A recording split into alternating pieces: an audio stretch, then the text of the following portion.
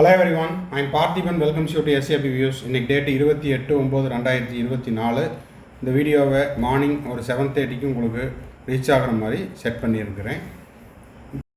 Tamil Nadu medical கவுன்சிலிங்கில் 2 round counselling முடிஞ்சது. All India கோட்டாவில் 2 ரவுண்டு கவுன்சிலிங் முடிஞ்சது.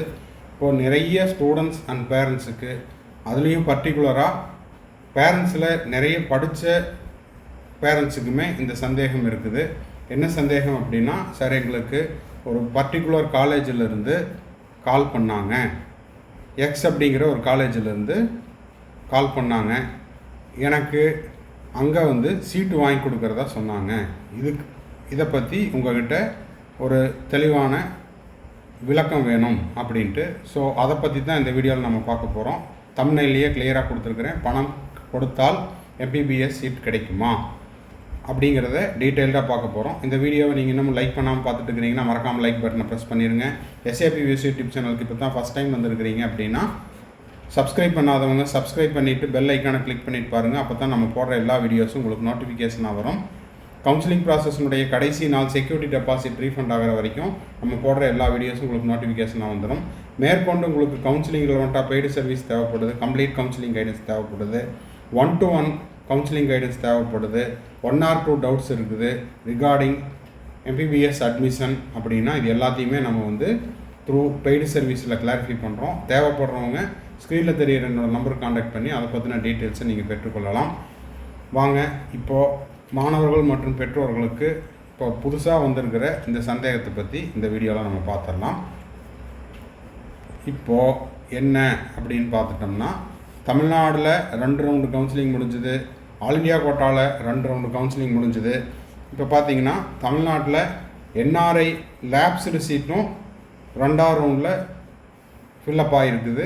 இப்போ 3ஆவது ரவுண்டில் NRI லேப்ஸ்டு சீட் இருக்குமா, இல்லை டீம்டு யூனிவர்சிட்டியில் ஏதாவது வேக்கன்சிஸ் இருக்குமா, எனக்கு எக்ஸ் அப்படிங்கிற ஒரு காலேஜிலேருந்து என்னோடய மார்க் லோ மார்க்கு, ஆனால் நீங்கள் இப்போவே அட்வான்ஸாக ஒரு அமௌண்ட்டு கொடுத்தீங்கன்னா, டோக்கன் அமௌண்ட் மாதிரி கொடுத்துட்டீங்க அப்படின்னா, அது ஒவ்வொரு காலேஜில் ஒவ்வொரு மாதிரி சொல்கிறாங்க. சார் 5 lakhs கொடுங்க டோக்கன் அட்வான்ஸாக, சீட்டு கிடச்சதுக்கப்புறம் ரிமைனிங் அமௌண்ட் கொடுங்க, இல்லைன்னா 1 lakh இப்போதைக்கு டிடியாக கொடுத்துருங்க, அதுக்கப்புறம் உங்களுக்கு சீட்டு கிடச்சதுக்கப்புறம் மீதியை கொடுங்க அப்படின்ற மாதிரி கேட்டுட்ருக்குறாங்க. சார் இதை பற்றி எங்களுக்கு தெளிவாக சொல்லுங்கள். இப்போது இந்த இடத்துல மாணவர்களுக்கும் பெற்றோர்களுக்கும் ஒரு விழிப்புணர்வு ஏற்படுத்துவதற்காக மட்டுமே இந்த வீடியோ. நம்ம யாரையும் எந்த ஒரு கல்லூரியையும் குறிப்பிட்டு சொல்லவில்லை அப்படிங்கிறத ஸ்ட்ராங்காக ஒரு டிஸ்க்ளைமராக கொடுத்துட்டு இந்த வீடியோவை ஸ்டார்ட் பண்ணுறோம். இதை நீங்கள் ஒரு பொறுப்பு துறப்பாக எடுத்துக்கோங்க. இப்போது என்ன சொல்கிறாங்க ஸ்டூடெண்ட் சைடில் இல்லை பேரண்ட்ஸ் சைடில், சார் எனக்கு இப்போ எக்ஸுங்கிற ஒரு காலேஜிலேருந்து கால் வந்துச்சு, உங்களுடைய மார்க்கு லோ மார்க்கு, நாங்கள் NRI லேப்ஸ்டு சீட்டு புக் பண்ணிகிட்ருக்குறோம், நீங்கள் இப்போ டோக்கன் அமௌண்ட் மாதிரி கொடுத்துருங்க, இல்லைன்னா டீம்டு யூனிவர்சிட்டியில் எனக்கு அந்த காலேஜில் இன்ஃப்ளூயன்ஸ் இருக்குது, நீங்கள் ஒரு 5 lakhsக்கு ஒரு டிடி கொடுத்துருங்க, ரிமைனிங் சீட்டு கிடைச்சதுக்கப்புறம் கொடுங்க அப்படின்ற மாதிரியான கால்ஸ் எல்லாம் வந்துட்டுருக்குது. இதனுடைய உண்மைத்தன்மையை பற்றி சொல்லுங்கள் அப்படின்னு கேட்டிருந்தாங்க.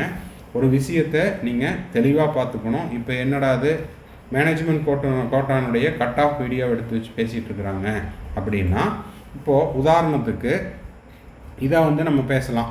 இப்போது இது ரவுண்டு 2னுடைய க்ளோசிங் கட் ஆஃப் மேனேஜ்மெண்ட் கோட்டாவில் இப்போது 10ஆம் நம்பரில் ஒரு காலேஜ் இருக்குது. இந்த காலேஜுக்கு 547 அப்படிங்கிற கட் ஆஃபில் ரவுண்ட் 1ல் சீட்டு கிடச்சிருக்குது. 545 ரவுண்ட் 2ல் இந்த கல்லூரியில் சீட்டு கிடச்சிருக்குதுன்னு வச்சுக்கலாம். இப்போ நம்ம எக்ஸுங்கிற சொல்கிற கல்லூரி இந்த கல்லூரி கிடையாது. இது ப்ரூஃப் வேணுங்கிறக்காக இந்த கல்லூரி எடுத்துக்கிறோம். இப்போது 545 ஒரு கேண்டிடேட்டுக்கு சீட்டு அலாட் ஆகிருக்குது த்ரூ கவுன்சிலிங்கில் அப்படின்னா, இந்த 545ங்கிற சீட்டு 546ங்கிற மார்க்கை கிராஸ் பண்ணி தான் வந்திருக்கும். அப்படின்னா நான் என்ன சொல்ல வரேன், 546க்கு சீட்டு கொடுத்ததுக்கப்புறம் தான் 545க்கு சீட்டு கொடுத்துருக்காங்க. புரியுதுங்களா நான் சொல்கிறது? அப்போது உங்களுடைய மார்க் 544 இருந்தால் கூட சீட்டு கிடைக்கிறதுக்கு வாய்ப்பில்லை. அப்போது இந்த எக்ஸாம்பிளுக்கு நம்ம சொன்ன இந்த கட் ஆஃப் மார்க் அப்படிங்கிறத உங்களுடைய மார்க்கை ஃபிக்ஸ் பண்ணிக்கோங்க. ஃபார் எக்ஸாம்பிள் உங்களுடைய மார்க்கு 205 அப்படின்னு வச்சுக்கலாம். சரிங்களா?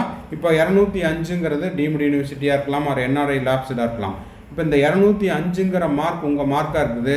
உங்களுக்கு ஒரு எக்ஸ் அப்படிங்கிற ஒரு பர்சன் இல்லைன்னா ஒரு மீடியேட்டர் எப்படி வேணால் எடுத்துக்கோங்க, இவர் உங்களுக்கு சீட் வாங்கி கொடுக்குறாருன்னா 206 அப்படிங்கிற மார்க்கில் கட் ஆஃப் க்ளோஸ் ஆகுது அப்படின்னா 205 நீங்கள் வாங்கியிருந்தீங்கன்னா கிடைக்க போகிறதில்ல. புரியுதுங்களா? இப்போ 206க்கு சீட்டு கிடைக்குதுன்னா 207 அப்படிங்கிற மார்க்குக்கு சீட்டு கொடுத்ததுக்கப்புறம் தான் 206க்கு சீட்டு கொடுத்துருக்க முடியும். 206ங்கிற மார்க்கை விட்டுட்டு உங்களுக்கு 205க்கு சீட்டு கொடுக்க முடியாது. அது மட்டும் இல்லாமல் இன்னும் ஒரு சிலர் எனக்கு என்ன கால் பண்ணி கேட்டிருந்தாங்க அப்படின்னா, ஒரு 3 ரவுண்டு முடிஞ்சதுக்கப்புறம் ஏதாவது சீட்ஸ் வேக்கன்சி இருந்துச்சு அப்படின்னா அது கவுன்சிலிங் போர்டில் all India quota, MCC all India கோட்டாவாக இருக்கலாம், ஆர் தமிழ்நாடாக இருக்கலாம், ஆர் பாண்டிச்சேரியாக இருக்கலாம், எங்கேயா இருந்தாலும் அந்த சீட்ஸ் எல்லாம் காலேஜுக்கு ரிட்டர்ன் பண்ணிடுவாங்களாங்க சார் அப்படின்னு ஒரு பெரிய சந்தேகத்தை கேட்டிருந்தாங்க. இது 2019 வரைக்கும் இந்த மாதிரி ரூல்ஸ் இருந்துச்சு. கடைசி ஸ்ட்ரே ரவுண்டில் சீட்ஸ் வேக்கன்சி இருந்ததுன்னா அதை காலேஜஸே ஃபில்லப் பண்ணிக்கலாம்னு சொல்லியிருந்தாங்க. 2021 ஒரு சீட்டு வேக்கண்ட் இருந்தாலும் அதை த்ரூ கவுன்சிலிங்கில் தான் ஃபில்லப் பண்ணணும். ஓகேங்களா? காலேஜ் சீட்ஸ் ஃபில்லப் பண்ணக்கூடாது. அதனால தான் தம்ப்நெயில்லையே பணம் கொடுத்து சீட் பணம் கொடுத்தால் எம்பிபிஎஸ் சீட் கிடைக்குமா, ஆன்லைன் கவுன்சிலிங் அப்படின்னு போட்டிருந்தோம். அப்போது ஒரு சீட் வேக்கண்ட் இருந்தாலும் அதை என்ன பண்ணணும், த்ரூ கவுன்சிலிங் மூலமாக தான், ஆன்லைன் கவுன்சிலிங் மூலமாக தான் ஃபில்லப் பண்ண முடியும். ஓகேங்களா? கல்லூரி வாயிலாகவோ இல்லைன்னா ஒரு தேர்ட் பர்சன் இல்லைன்னா ஒரு மீடியேட்டர் மூலமாகவோ இல்லைன்னா ஒரு ஏஜென்ட் மூலியமாகவோ சீட்டை ஃபில்லப் பண்ண முடியாது. அது மட்டும் இல்லாமல் அந்த கல்லூரி அந்த பர்டிகுலர் பர்சனை, அந்த ஏஜெண்ட்டை ஆத்தரைஸ் பண்ணாங்களா அப்படின்னா அதுவும் கிடையாது. புரியுதுங்களா? இது எல்லாத்தையும் நீங்கள் தெளிவாக புரிஞ்சுக்கணும். திரும்பவும் இந்த ஸ்லைடுக்கு வரலாம். இந்த ஸ்லைடில் நம்ம என்ன போட்டிருக்கிறோம் அப்படின்னு பார்த்தீங்கன்னா, இதுதான் இப்போ இருக்கக்கூடிய பெரிய சந்தேகம். ஏன்னா லாஸ்ட் இயர்லாம் தமிழ்நாடு மெடிக்கல் கவுன்சிலிங்கில் தேர்ட் ரவுண்ட்லேருந்து தான் நம்மளுக்கு என்ஆர்ஐ லேப்ஸ் சீட்டே வந்துச்சு. செகண்ட் ரவுண்டு வரைக்கும் என்ஆர்ஐ சீட் ஃபில்லப் பண்ணுவாங்க. ஃபஸ்ட் ரவுண்ட்லேயும் செகண்ட் ரவுண்ட்லேயும் அப்படி ஃபில்லப் ஆகாத சீட் இருந்ததுன்னா என்ஆர்ஐ லேப்ஸ்டாக தேர்ட் ரவுண்டில் ஃபில்லப் பண்ணுவாங்க. சரிங்களா?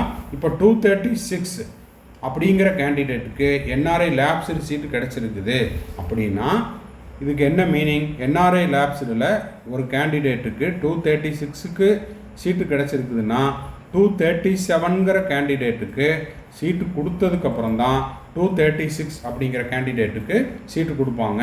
இப்போ உங்களுக்கு 235 இருக்குது அப்படின்னா 236ஓட கட் ஆஃப் க்ளோஸ் ஆகுதுன்னா 235க்கு சீட்டு கிடைக்க போகிறது கிடையாது. ஒருவேளை அடுத்த ரவுண்டில் உங்களுக்கு ஆட்டோமேட்டிக்காக நீங்கள் கவுன்சிலிங்கில் பார்ட்டிசிபேட் பண்ணாலே உங்களுக்கு சீட்டு கிடச்சிரும். அப்படி இருக்கிற பட்சத்தில் நீங்கள் தேவையில்லாமல் ஒரு மீடியேட்டரை இல்லைன்னா நடுவில் ஒரு ஏஜெண்ட்டை வைக்கணும் அப்படிங்கிற கட்டாயம் கிடையாது. இல்லை கல்லூரி வாயிலாக உங்களுக்கு கால் பண்ணுறாங்க அப்படின்னாலும், பண்ணாங்களா இல்லையாங்கிறது தெரியாது, இப்போ பேரண்ட் சொன்னதை வச்சு சொல்கிறோம். அப்படி கால் பண்ணாலுமே நீங்கள் என்ன பண்ணலாம், அந்த கல்லூரியை ஃபஸ்ட்டு சாய்ஸாக போட்டு சாய்ஸ் ஃபில்லிங்கில் நீங்கள் என்ன பண்ணலாம், ஃபஸ்ட்டு சாய்ஸாக அந்த காலேஜை போட்டிங்கன்னா அதுவாக உங்களுக்கு கிடைக்க போகுது. தமிழில் உங்களுக்கு ஒரு பழமொழி சொல்லுவாங்க, தானாக விழுகிற பழத்தை நம்ம தட்டி விழுக வைக்கிற மாதிரி தான். புரிஞ்சுதுங்களா? அப்போது நீங்கள் சாய்ஸ் ஃபில் பண்ணிங்கன்னா உங்களுக்கு அந்த பழம் தானாகவே விழுந்திருக்கும். ஆன்லைனில் நீங்கள் சாய்ஸ் ஃபில் பண்ணிங்கன்னா அந்த பழம் அப்படிங்கிறது தானாகவே விழுந்திருக்கும். இப்போ தானாக விழுந்த பழத்தை நடுவில் இருந்து யாராவது ஒருத்தர் நான் தான் இந்த பழத்தை தட்டி கீழே விழுக வச்சேன் அப்படின்னு அதுக்கு தனியாக அவர் என்ன பண்ண போகிறாரு, ஒரு 2 lakhsோ 1 lakhsோ அவர் தனியாக வாங்கிட்டு போக போகிறாரு. ஸோ ₹1 இருந்தாலும் அது உங்களுடைய பணம். அது மட்டும் இல்லாமல் இந்த மாதிரி ஆன்லைன் கவுன்சிலிங் வந்ததுலேருந்து 2021 கல்லூரி வாயிலாக சீட்டு ஃபில்லப் பண்ண முடியாது. பணம் கொடுத்தால் எம்பிபிஎஸ் சீட் கிடைக்குமா அப்படின்ற கேள்விக்கு நோ. நீங்கள் என்ன பண்ணுறீங்க, ரெஜிஸ்டர் பண்ணுறீங்க.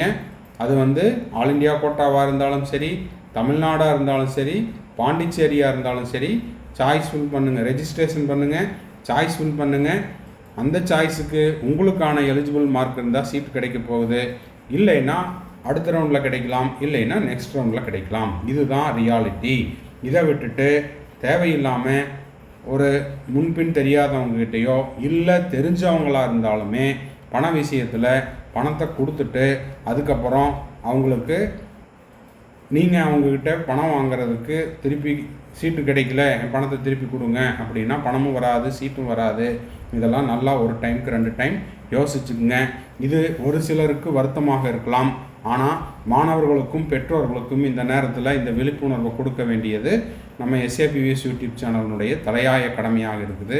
இதனால் அப்படின்னா எனக்கு தொடர்ந்து இந்த 2வது ரவுண்டு முடிஞ்சதுலேருந்து சார் இந்த மாதிரி எனக்கு கால்ஸ் வந்துக்கிட்டே இருக்குது, நான் என்ன பண்ணுறது, இந்த மாதிரி வர்ற காலுக்கு நான் எப்படி ரெஸ்பாண்ட் பண்ணுறது, நான் போயிட்டு இந்த கல்லூரியில் முன்கூட்டியே பணம் கொடுத்து சீட்டை நான் புக் பண்ண முடியுமா, அலாட் பண்ணி கொடுக்குறேன்னு சொன்னாங்க, நான் அட்வான்ஸ் கொடுக்கட்டுமா, இல்லை முன்கூட்டியே பணத்தை கட்டி சீட்டை பிளாக் பண்ணுறதுக்கான வசதி இருக்குதா அப்படின்னு கேட்டாங்க. அவங்களுக்கு விளக்கம் கொடுக்குறக்காக தான் இந்த வீடியோ.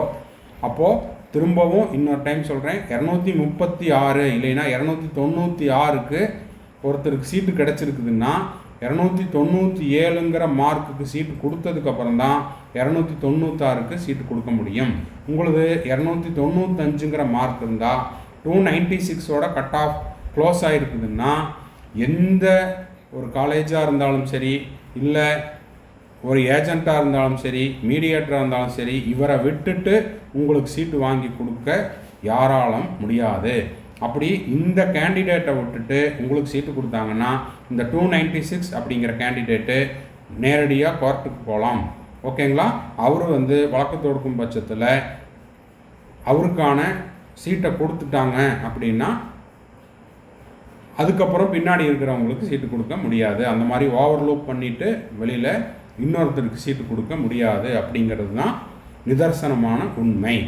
ஓகேங்களா? ஸோ இந்த வீடியோ நேற்றுலேருந்து ரவுண்ட் 2 ரிசல்ட் வந்ததுலேருந்து எனக்கு டீம்டு யூனிவர்சிட்டியில் அவரை தெரியும், டீம்டு யூனிவர்சிட்டியில் நான் தான் அங்கே ஏஜெண்ட், இல்லைன்னா நான் NRI சீட்டு வாங்கி கொடுக்குறதுக்கு நான் தான் இந்த எக்ஸுங்கிற காலேஜுக்கு மீடியேட்டர், NRI லேப்ஸ் சீட்டுக்கு நான் தான் சீட் புக் பண்ணிகிட்ருக்கிறேன் அப்படின்னு உங்களுக்கு கேட்டாங்கன்னா இந்த ஒரு விழிப்புணர்வும் இந்த ஒரு புத்தி கூர்மையும் மாணவர்களுக்கும் பெற்றோர்களுக்கும் இருக்கும் பட்சத்தில் நீங்கள் ஏமாற மாட்டீங்க அப்படிங்கிறத தெளிவுபடுத்துறதுக்காகத்தான் இந்த வீடியோ. யாருடைய மனதையும் அதே போல் யாரையும் புண்படுத்துவதற்காக இந்த வீடியோ கிடையாது. மாணவர்களும் பெற்றோர்களும் நம்மளுக்கு திரும்ப திரும்ப கேட்டதுனால இந்த வீடியோவை நம்ம போட்டிருக்கிறோம். பணம் உங்களுது, ஓகேங்களா? அதே போல் புத்திசாலித்தனம் அப்படிங்கிறது, புத்தி கூர்மை அப்படிங்கிறது உங்களுக்கு கண்டிப்பாக இருக்கணும். அதையும் பயன்படுத்திக்கங்க. எந்த சீட்டு வேணும்னாலும், NRI சீட் வேணுனாலும், NRI லேப்ஸ் சீட்டு வேணும்னாலும், இல்லை மேனேஜ்மெண்ட் கோட்டா சீட்டு வேணும்னாலும், டீம்டு சீட்டு வேணும்னாலும் நேராக நீங்கள் தமிழ்நாடோ ஆல் இண்டியா கோட்டாவோ சென்டேக்கோ எதுலையாக இருந்தாலும் ரெஜிஸ்டர் பண்ணுங்கள், சாய்ஸ் ஃபில் பண்ணுங்கள். அந்த மார்க்குக்கு கட் ஆஃப் க்ளோஸ் ஆகுதுன்னா உங்கள் மார்க்குக்கு அந்த கட் ஆஃப் வந்துடுச்சுன்னா உங்களுக்கு கொடுத்து தான் ஆகணும். உங்களை விட்டுட்டு உங்களுக்கு கீழே இருக்கிறவங்களுக்கு கொடுக்க முடியாது, உங்களுக்கு கொடுக்காம உங்களுக்கு கீழே இருக்கிறவங்களுக்கு சீட்டு கொடுக்க முடியாது அப்படிங்கிற அந்த உண்மையை நீங்கள் புரிஞ்சுப்பீங்கன்னு நினைக்கிறேன். இந்த வீடியோ உங்களுக்கு யூஸ்ஃபுல்லாக இருந்தால் மறக்காமல் லைக் பட்டனை ப்ரெஸ் பண்ணிடுங்க. அதே போல் SAPVS யூடியூப் சேனலுக்கு இது வரைக்கும் சப்ஸ்கிரைப் பண்ணாதவங்க சப்ஸ்கிரைப் பண்ணிவிட்டு பெல் ஐக்கானை கிளிக் பண்ணிட்டு பாருங்கள். அப்போ தான் நம்ம போடுற எல்லா வீடியோஸும் உங்களுக்கு நோட்டிஃபிகேஷனாக வரும். கவுன்சிலிங் ப்ராசஸ்னுடைய கடைசி நாள் செக்யூரிட்டி டெபாசிட் ரீஃபண்ட் ஆகிற வரைக்கும் நம்ம போடுற எல்லா வீடியோஸும் உங்களுக்கு நோட்டிஃபிகேஷனாக வந்துடும். மேற்கொண்டு உங்களுக்கு கவுன்சிலிங்கில் வந்துட்டா 1-to-1 கவுன்சிலிங் கைடன்ஸோ 1 or 2 டவுட்ஸோ இல்லை கம்ப்ளீட் கவுன்சிலிங் கைடன்ஸோ தேவைப்பட்டால் ஸ்க்ரீனில் தெரிகிற என்னோட நம்பருக்கு நீங்கள் காண்டாக்ட் பண்ணி உங்களுக்கான டவுட்ஸை த்ரூ பெய்டு சர்வீஸில் கிளாரிஃபை பண்ணிக்கலாம். மறுபடியும் அடுத்த ஒரு வீடியோவில் அடுத்த ஒரு அப்டேட்டோட மீட் பண்ணுறேன். Till then, bye, see you, have a nice day and thanks for watching.